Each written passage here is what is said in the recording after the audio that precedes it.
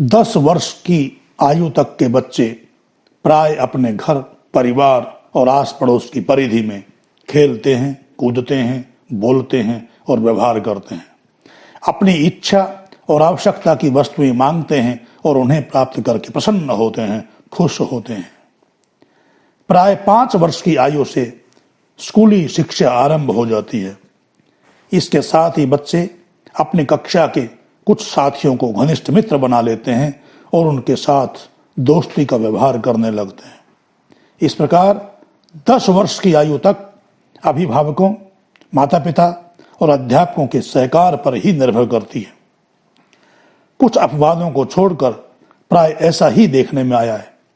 इसके बाद धीरे धीरे बच्चों के स्वतंत्र व्यक्तित्व का विकास होने लगता है, स्वयं की इच्छाएं भी जागने लगती हैं और वातावरण के अनुसार अनुकरण के आधार पर आदतें भी बनने लगती हैं। यही है वो अवसर जिसे पौधे का पल्लवित होना कह सकते हैं। इससे पहले की आयु और स्थिति को अंकुर उगने के समान माना जा सकता है, समझा जा सकता है। अंकुर के पल्लवित होने की अवस्था शैशव कहलाती है। जन्म से 2-3 वर्ष तक के बच्चे तो अपने शरीर की आवश्यकताएं पूरी करने के फेर में ही रहते हैं। उनकी इच्छा और आवश्यकता तो प्रकट होती है, पर उनके स्वतंत्र व्यक्तित्व का विकास उस अवस्था में नहीं हो पाता है और उन्हें उचित अनुचित का बोध भी नहीं होता है। वे अपना हित अहित भी उस अवस्था में नहीं समझते हैं, इसलिए प्राय ऐसी हरकतें करते रहते हैं जो उनके लिए तो कुछ करने की उमंग में उत्पन्न हुई हलचलें ही कही जा सकती हैं। बालपन की हठीली हलचलों से बच्चों को शारीरिक क्षति भी कई बार पहुंच जाती है। उनके काम में आने वाली वस्तुएं भी टूटती फूटती हैं। घर वालों को इस तोड़फोड़ में हानि उठानी पड़ती है। इस कठिनाई को ध्यान में रखते हुए अभिभावक, माता पिता जहां उनको दुलार देते हैं, वहीं इस बात का भी ध्यान रखते हैं कि उनका सहज उत्साह विपत्ति का कारण न बने। सजाने, संभालने, दुलारने के अतिरिक्त उनकी हर बात का ध्यान रखा जाता है। आयु बढ़ने के साथ जीवन क्रम में नया मोड़ आता है। 10 से 20 वर्ष तक की आयु ऐसी है जिसमें नए रक्त का उफान अधिक रहने के कारण जोश बहुत रहता है, पर अनुभव के अभाव में अपनी शारीरिक मानसिक शक्तियों का कब, क्या, किस प्रकार उपयोग किया जाए, इसका ठीक ठीक बोध बच्चों को नहीं होता। बच्चों के संपर्क में जो व्यक्ति आता है और जैसी घटनाएं उन्हें घटित होती दिखती हैं, जिस स्तर के वातावरण में उनको रहना पड़ता है, उसका चमकीला पक्ष उनको आकर्षित कर लेता है। हवा के रुख में उड़ने वाले पत्तों की तरह किशोर भी उसी प्रवाह में बह चलते हैं। इस प्रकार वे अपना व्यक्तित्व और भविष्य स्वयं नहीं बनाते, अभी तो परिस्थितियां उन्हें इधर उधर घसीट ले जाती हैं।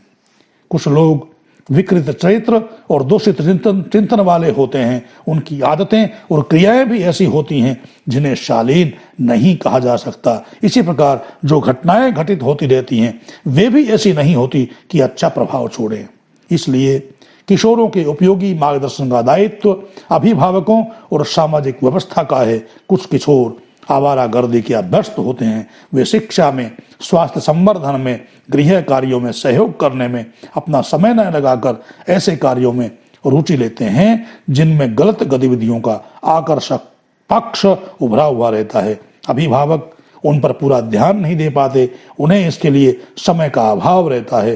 फिर ये भी सोचते हैं कि बच्चा समझदार हो गया तो अपना भला बुरा भी सोचता होगा। दुलार के कारण अविश्वास भी करते नहीं बन पाता। ऐसी स्थिति में चुपके चुपके किशोरों को कुसंग का घुन खोखला करता रहता है। पता तब चलता है जब शिकायतों के ढेर सामने आ खड़े होते हैं और उनके स्वभाव में बोए हुए कुसंस्कार बढ़कर विषवृक्ष के रूप में फलित होने लगते हैं।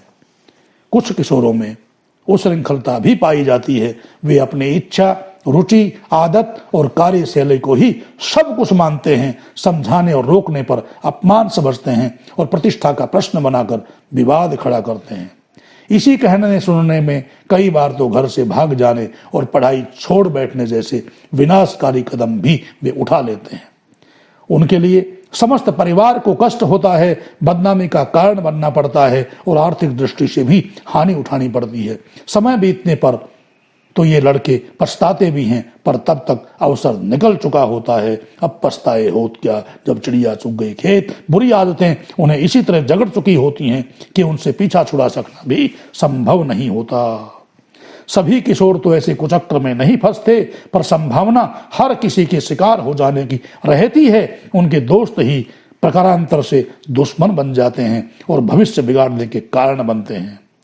देश की भावी पीढ़ी के सुनिर्माण के लिए ये आवश्यक है कि सभी अभिभावक, माता पिता, अध्यापक, संरक्षक इस संदर्भ में सावधान रहें, सतर्क रहें, उनकी निगरानी रखें और रोक टोक करते रहने की अपेक्षा अच्छा यह है कि इस आयु में खाली रहने वाले समय और कुछ करने के उत्साह को उपयुक्त दिशा दी जाए। उन्हें ऐसे कार्यों में लगने का अवसर दिया जाए जो सद्गुणों को विकसित करते हों। बच्चों और किशोरों का उत्साह, श्रम और समय ऐसे कार्यों में लग सके जो उनके व्यक्तित्व विकास में सहायक हो सके।